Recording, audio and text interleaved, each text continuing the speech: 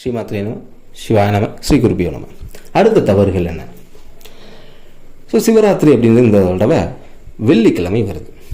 அப்போது நான் வெள்ளிக்கிழமை விரதம் இருக்க போகிறோம் அப்படின்னு சொல்லிட்டு வியாழக்கிழமையே நல்லா நான்வெஜ் சாப்பிட்றது, ஏன்னா வெள்ளிக்கிழமை விரதம் இருக்க போகிறோமே அப்படின்னு வியாழக்கிழமை நல்லா நான்வெஜ் சாப்பிட்டுக்குருவோம். இந்த போதை வஸ்துக்கள்லாம் பயன்படுத்துவோம்.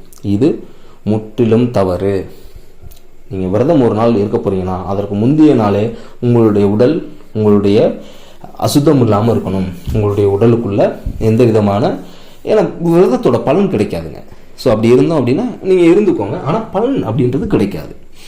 நிறைய பேர் சண்டைக்கு வருவாங்க, ஏன் அசைவ உணவு சாப்பிடக்கூடாது அப்படின்னு. ஸோ நீங்கள் அசைவ உணவு வியாழக்கிழமை உட்கொள்ளாமல் விரதம் இருந்து பாருங்கள், உண்டுட்டு உட்கொண்டு இருந்து பாருங்கள். அந்த டிஃப்ரென்ஸ் ஏன்னா மனம் ஒடுங்கணும். நம்மளுடைய மனதிலையும் உடல்லையும் சாத்விக வாசனை இருக்கணும். அதுதான் ஈஸியாக நம்மளை கனெக்ட் பண்ணும் எந்த ஒரு தெய்வத்திடம்னாலும். அப்போ விரதம் இருக்க போகிறோம் அப்படின்னா அதற்கு முந்தைய நாளே அசைவ உணவை தவிர்த்து விடுங்கள். அதே போல் போதை வஸ்துக்கள் பழக்கத்தை விட்டுருங்க அந்த அன்னைக்கு.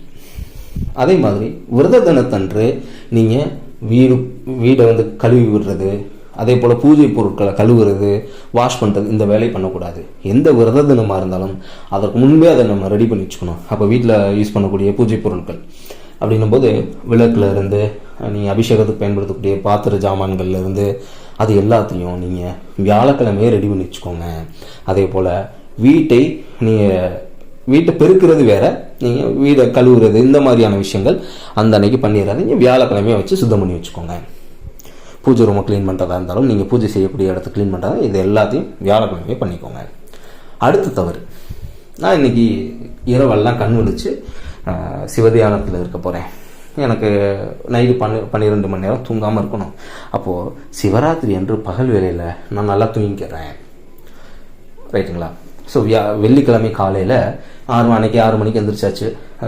இன்னும் நான் நேரத்தை கடத்தணும், ஒரு குட்டி தூக்கம் போட்டு எந்திரிக்கலாமே. இது கூடாது.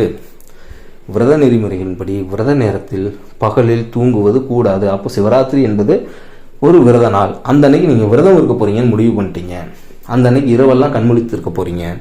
அப்போது அந்த அன்னைக்கு பகல்லையும் கண்டிப்பாக தூங்க கூடவே கூடாது. இது உங்கள் விரதத்தை பாழ்படுத்திவிடும். புரியுதுங்களா? அதே போல் சிவராத்திரி விரதம் முடிஞ்சாச்சு. சனிக்கிழமை காலையில் நமக்கு முடியுது. அந்த சனிக்கிழமை காலையிலேருந்து ஈவினிங் வரைக்கும் தூங்கக்கூடாது. ஏன்னா விரத நாள் அப்படின்னாலே பகலில் தூங்கக்கூடாது அப்படின்ற விதி அப்போ இங்கேயும் அப்ளிகபிள் ஆகும்.